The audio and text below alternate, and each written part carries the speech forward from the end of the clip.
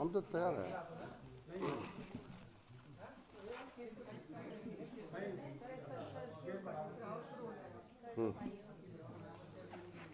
Okay, monsoon सत्र में Congress party और अपोजिशन ने बहुत समय बर्बाद कर दिया है। अब हम देश का समय और पार्लियामेंट का समय को और बर्बाद होने नहीं देंगे। तो सरकार महत्वपूर्ण बिल को पारित करना चाहते हैं। आज हम इम्पोर्टेंट बिल्स दोनों लोकसभा राज्यसभा में हम पारित करेंगे। एक आदमी का ना समझ और एक परिवार का वजह से देश इतना नुकसान नहीं झेल सकता है। पार्लियामेंट को रैंसम में नहीं रख सकता है।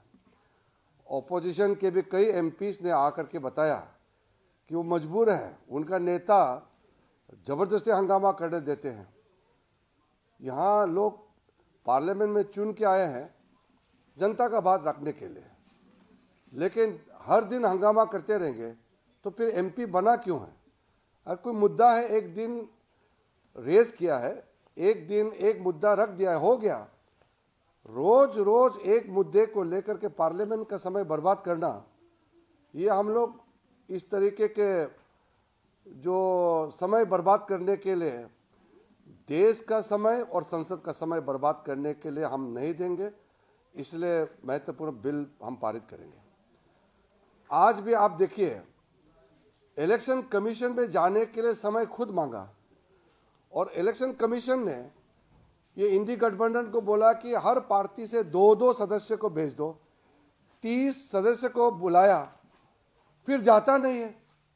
वो उनके गठबंधन में, इंडी गठबंधन में वो तय नहीं कर पाया कि वो 30 लोग कौन कौन जाएंगे। जब वो अपना नेता तय नहीं कर पाते हैं, प्रतिनिधि तय नहीं कर पाते हैं, फिर इलेक्शन कमीशन से टाइम मांगा क्यों है?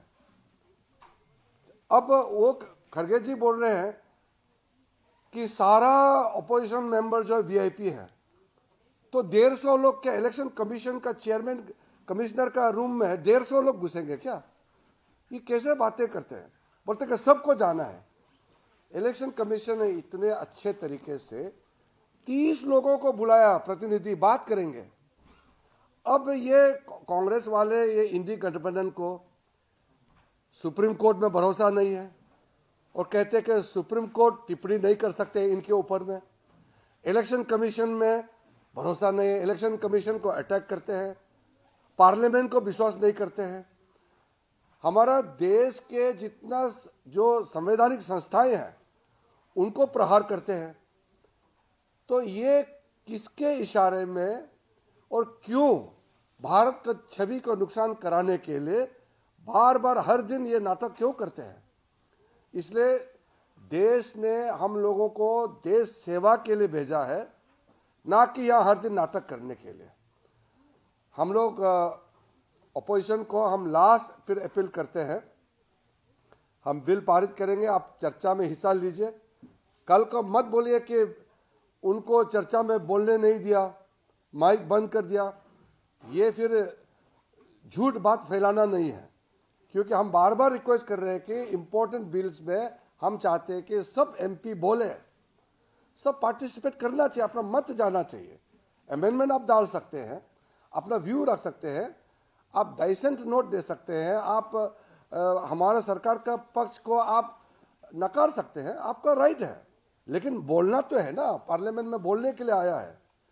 तो मैं आपके माध्यम से आज फिर अपना नाराजगी में जताना चाहता हूं कि आज यहाँ हंगामा करके इलेक्शन कमीशन में जा करके फिर वहाँ भी हंगामा करके अब इलेक्शन कमीशन को अटैक कर रहे हैं। बुलाया, खुद आया नहीं है, फिर इलेक्शन कमीशन को गाली देते रहते हैं दिन भर। ऐसा मत कीजिए। आप इलेक्टेड लोग हैं, चुने हुए प्रतिनिधि हैं, थोड़ा अपना रिस्पॉन्सिबिलिटी को समझिए। देश के प्रति सब जवाबदेही है हम लोग। देश ने जब हमको पार्लियामेंट मेंबर चुन के भेजा है तो फिर व्यवहार भी तो करना पड़ेगा। हम जिम्मेदार लोग हैं। ऐसा गैर जिम्मेदारी करने वाला विपक्ष मैंने आज तक नहीं देखा है। मैं बहुत दुखी हूं। लेकिन फिर भी हम तो संसद का कामकाज करेंगे। हम पूरा जो इम्पोर्टेंट बिल है हम पारित करेंगे आज दोनों सदन में। क्या सर संसद का कार्यकाल समय सीमा से पहले खत्म हो सकता है? वो तो देखते हैं। अब विपक्ष तो पार्लियामेंट चलाने में उसका कोई रुचि नहीं है। उनका तो सिर्फ हेडलाइन बनाने के लिए बहुत ही नीचे स्तर का जो शब्द यूज करते हैं, मैं कहना नहीं चाहता हूँ। और इनका पार्लियामेंट संस्थाएं हैं, संवैधानिक संस्थाएं हैं, किसी में विश्वास नहीं। राहुल गांधी जी मैं बहुत देख लिया है, ये सुधर नहीं सकते हैं।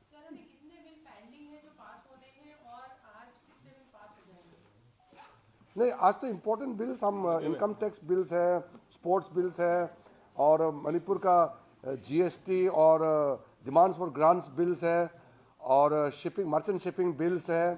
गोवा में शेड्यूल्ड ट्राइब्स को रिजर्वेशन देने का बिल है। काफ़ी बिल, इम्पोर्टेंट बिल्स आज लगे हुए हैं। हम अब बर्दाश्त नहीं कर सकते हैं। देश का जो हम लोगों के ऊपर जिम्मेदारी दिया है, हम लोग जिम्मेदारी निभाएंगे। सर, टीएमसी सांसद हैं सुष्मिता देव, वो ये कह रही हैं इलेक्शन कमीशन को लेकर लातों से भूत बातों से नहीं मानते। ये लोग संविधान को ही नहीं मानते हैं। संविधान को किताब पकड़ते हैं, संविधान को नहीं मानते हैं। एक पार्टी, एक फैमिली और एक व्यक्ति का मनमानी जो करता है वो संवैधानिक हो ही नहीं सकते। वो डेमोक्रेसी में वो लोग संविधान में विश्वास नहीं करते हैं। हम लोग तो लोकतांत्रिक पार्टी वाले हैं। हमारे यहाँ तो नेता कर्म से नेता बनते हैं, वहाँ तो पैदाइश नेता होते हैं। वो लोकतंत्र को कहाँ विश्वास करेंगे? जो एक परिवार ही सब कुछ होता है वो लोकतांत्रिक हो ही नहीं सकता है। इसलिए मूलभूत उनके सोच में डेमोक्रेसी का बारे में कोई विश्वास ही नहीं है। ये लोग एक आदमी पैदा से ही वो मालिक सोचते हैं अपने आप को, देश और पार्टी को पूरा ठोपता है वो। ऐसा कोई हो सकता है कि आप पार्लियामेंट्री डेमोक्रेसी में आपका बोलचाल, आपका काम, आपका ओवरऑल जो आपका विश्वसनीय जो आप प्राप्त कर सकते हैं, तभी आप नेता बनना चाहिए। पैदा होते ही वो नेता समझते हैं अपने आप को और देश का मालिक समझते हैं। वो कहाँ डेमोक्रेसी और कहाँ संस्थाएं को वो वैल्यू करेंगे?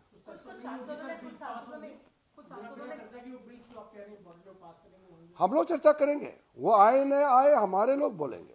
कुछ सांसद जो विपक्ष के हैं उन्होंने भी सहमति जताई थी कि स्पोर्ट्स बिल एक इम्पोर्टेंट बिल है, उस पर डिस्कशन होना चाहिए। बिल्कुल, क्या आप उनसे दोबारा अप्रोच? बिल्कुल, हमने कहा है कि इम्पोर्टेंट बिल्स सार्थक चर्चा होना चाहिए, लंबा बहस होना चाहिए। 2-2 दिन आप सोचिए, स्पोर्ट्स गवर्नेंस बिल और एंटी डोपिंग बिल के लिए 2 दिन लोकसभा में, 2 दिन राज्यसभा में हम लोग ने टाइम तय किया। फिर इनकम टैक्स अमेंडमेंट बिल और टैक्सेशन बिल को 2 दिन लोकसभा, 2 दिन राज्यसभा, इतना लंबा टाइम दिया है। टाइम तय कर चुके हैं बीएससी में, फिर भी आकर के हंगामा करते रहते हैं। हमारे लोग, एनडीए के लोग तो पूरा भरपूर हम लोग बोलेंगे, सारे एमपीज बोलेंगे, मंत्री जवाब देंगे। हम अपोजिशन वाला को रिक्वेस्ट करते हैं, आप भी अपना बात रख सकते हैं, आप चर्चा में भाग लीजिए, और चर्चा से भाग करके फिर बोलेंगे कि बोलने नहीं देते, ये मत कीजिए।